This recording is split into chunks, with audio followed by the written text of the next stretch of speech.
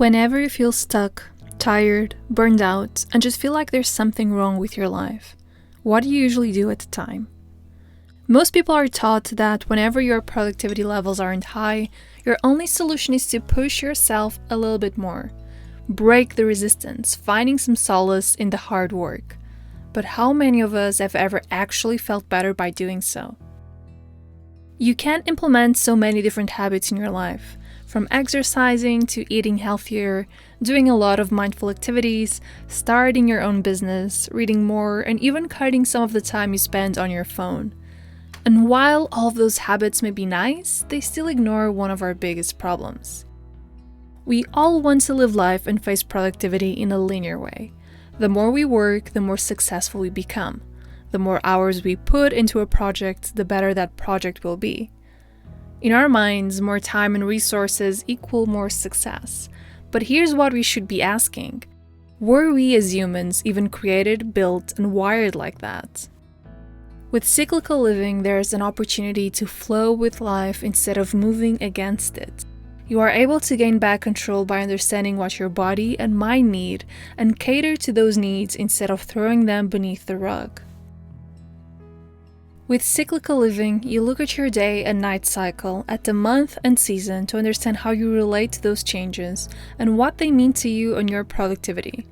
Sometimes when you just feel like you don't want to work, or if you feel unfocused or unmotivated, it's not necessarily a consequence of laziness, lack of discipline, or procrastination. Sometimes you're going through a stage in your life cycle where your body and mind need less work to thrive. Your hormonal balance impacts your attention, mood, and motivation drastically, and we're not only talking about your menstrual cycle, but also other hormones that are produced in a cyclical way in your body. For instance, turnover of serotonin in the brain is affected by acute changes in luminosity. Brighter days mean higher serotonin than in darker days, so it's normal if you experience some shifts in your mood, sleep patterns, energy, and focus in different times of the year because indeed, your body changes throughout the year and reflects a lot of what surrounds you. While it's normal that we as a society think about time in a linear way, we tend to forget that from the periodic nature of physiological processes such as heartbeats, respiration, circadian rhythms, or hormonal cycles, to the recurrent automatic actions and habits of the body, all life lived in a pre-reflexive way is shaped by a cyclical structure. I'm personally much more aware of these changes now, and while a couple of years ago I fought them, I now prefer to flow with these changes and to change my life accordingly with them. Rising with the sun, for instance, letting your body use nature as a natural clock, soaking up whatever natural light you can get in the morning, and also allowing yourself to unwind with the sunset, letting yourself rest as the sun goes down, patting yourself on the back for a job well done after a hard day of work as you prepare yourself to end your day, engaging in more physical and dynamic activities in long summer days, and cuddling up with a book for longer during the winter months. Eating seasonally, a sustainable way of changing your diet with lots of health advantages, also respects this idea of cyclical living, encouraging you to focus on in-season fruits and vegetables, preferably grown locally. And with these limitations, you also find room for growth and creativity, finding new ways to eat certain foods, baking pies and making jam with the produce that is available, and getting all the health benefits from encouraging a varied diet that is fresher and more high quality than out-of-season produce. Same goes with your circadian rhythm. Your circadian rhythm affects eating habits, body temperature, alertness, as well as hormone levels. It plays a vital role in regulating many activities and is responsible for our energy levels as they rise and fall throughout the day. If we learn to use our circadian rhythm to our advantage and schedule our most crucial tasks around our circadian rhythms, we can take full advantage of the times of days that we have more energy to increase our output and productivity levels. And then, of course, being aware of your menstrual cycle if you have one. Your hormones play a big role in the way you feel, and they can impact you tremendously, even when you don't notice. For instance, ovulation corresponds to your highest peak of energy during the month. While engaging in high-impact exercises during this stage may seem like a piece of cake, Right after ovulation, you enter the luteal phase, and as your body prepares for a new cycle, your energy drops suddenly. The foods you eat in 4 different stages should also vary, as you're focusing on nourishing your body as it changes. Overall, individual productivity is incremental.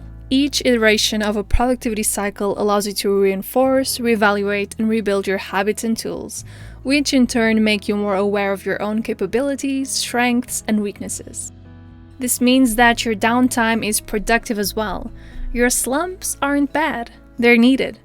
In the economic cycle, each peak is preceded by a drop and a moment of expansion. Each subsequent drop is usually higher, and each expansion period allows for a higher peak as well. All in all, in productivity, slumps are actually necessary to become more efficient. Just like in economic cycle, productivity also comes in cycles. So all in all, here are your key lessons for today. Productivity is not exponential, it reflects incremental sublinear growth. Productivity is cyclical and varies from person to person. A productive person is someone who maximizes their output according to the stage of the cycle they're currently in.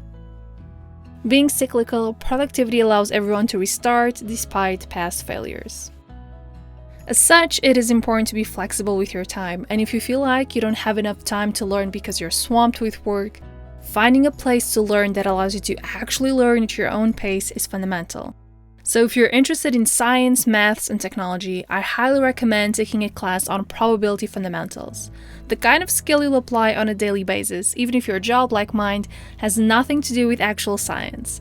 And a great place to take the course is on today's sponsor, Brilliant. Brilliant is an interactive learning platform that teaches about math, science, computer science, and many other subjects. The whole concept behind Brilliant is to allow you to be very hands-on, so you can learn a lot of new things without even having to memorize things or reading entire textbooks without ever putting what you learn into practice. And if you're like, oh, I'm really not that much into science, you just wait, because Brilliant has more to it than it looks like. For instance, you can learn more about making decisions, problem solving, resource trade-offs, how to organize information, and you need literally no previous knowledge for that. And that's the beauty of Brilliant. They introduce you to science concepts by showing you how it works in the world around you. So you never have to say again, oh, I'm terrible at math, I just can't understand how physics work, or I just don't know why learning this is useful at all. You know, all of these thoughts shouldn't be a handicap for you because you just need the right resources and the right way of learning to start getting it. So if you want to purchase a full year of Brilliant, there's a 20% off discount if you click the link down below. I really hope you've enjoyed today's video, I hope you've learned something, and I'll see you as always next week. Bye guys.